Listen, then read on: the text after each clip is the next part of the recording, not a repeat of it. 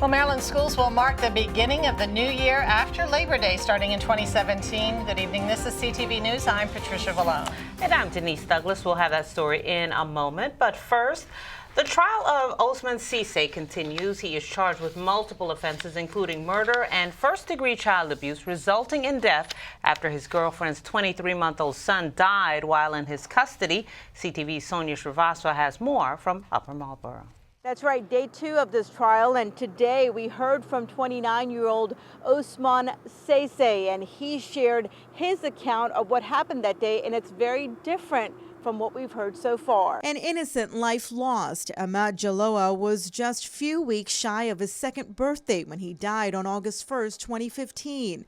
Prosecutors say his mother's boyfriend, 29-year-old Osman Cisse, is responsible for the death. An autopsy found blunt force trauma to the head, torso, and a lacerated liver. Paramedics found the child barely breathing when they arrived. Cisse was babysitting the little boy while the mom was at work. Today, we heard directly from Cisse. He told a jury made up of 8 men and 8 women that he worked overnights and would help his girlfriend during the day by watching her son. The morning of August 1st, he says everything was going normal. He gave the boy a snack, changed his diaper, and then he and little Ahmed sat on the sofa and watched TV.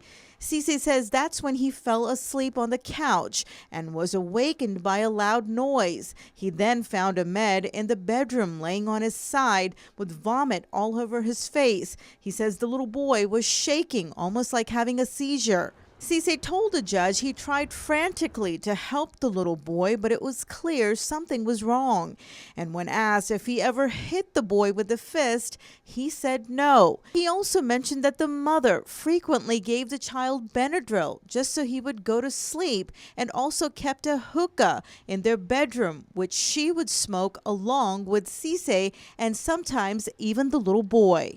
Now, we've had some late-breaking developments in this case this afternoon. We're told that the defense put in a motion for the judge to throw out the first-degree murder charge in this case, saying that the state really has not presented any, quote, circumstantial evidence that shows that Cisse deliberately hit this child or meant to hurt this child. And the judge, we're told, has agreed to throw out that charge. Of course, we will continue to follow this case and bring you the very latest. In Upper Marlboro, Sonia Srivastava for CTV News.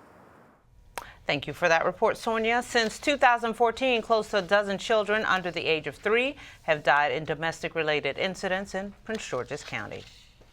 Well, summer vacation will be longer for Maryland students starting in 2017. That's if Governor Larry Hogan gets his way. He announced today in Ocean City that he signed an executive order requiring all public schools to begin after Labor Day. It also has the school year ending by June 15th.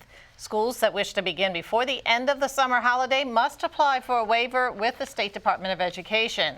CTV spoke with some people in Prince George's about the governor's action, and not everyone supports it. They out during the summer, and some parents don't even teach their kids to read, write, and all of that. So if they're not in school, not learning anything at all. School should start as soon as possible because the kids need their education. So being at home don't really do too much. You think it's wonderful? Well, I do, because they get out late and they go early. And they don't really get all the summertime like we had back in the day, as my grandkids say. And the governor is in for a legal and political fight with a coalition of school officials and lawmakers promising to stop that effort. State Senate President Mike Miller questions the legality of the governor's use of the executive order. Now, the Agriculture Department has reopened several offices after an unspecified email threat.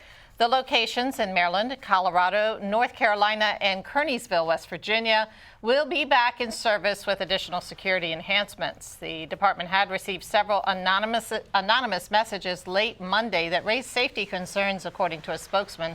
The threat was one email message sent to multiple employees at the locations. Offices in Hamden, Connecticut, and Leetown, West Virginia remain closed until additional security measures are put in place. Many have seen the alarming headlines about the heroin problem. A local woman has lived it. Her 26-year-old son, Kerry Douglas Mullaney, died of a heroin overdose last February.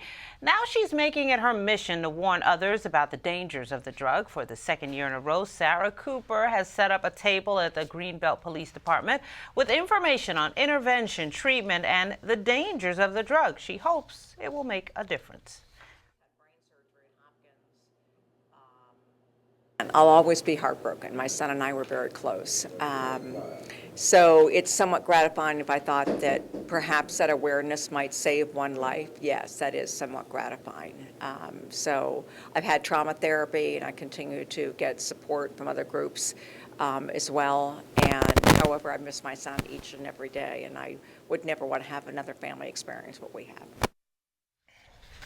The table will also be on display this Saturday at Greenbelt's Labor Day Festival if you want to check it out. You're watching CTV News. I'm Denise Douglas. And I'm Patricia Valone.